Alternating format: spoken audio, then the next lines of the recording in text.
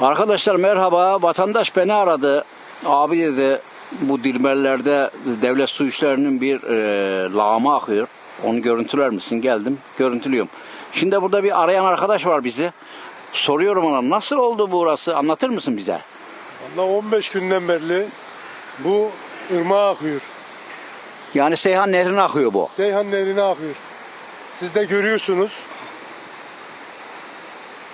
Buralar olduğu gibi sanıyorum atık, logar. Bir de kokmaya başladı artık.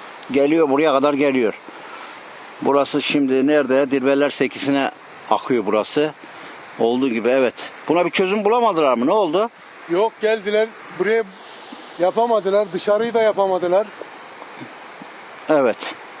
Dışarıyı yapamayınca burası patlak verdi bu sefer. Yani bir an önce çözüm bulunmasını istiyorsunuz Çözüm buraya. bulunmasını istiyoruz, evet.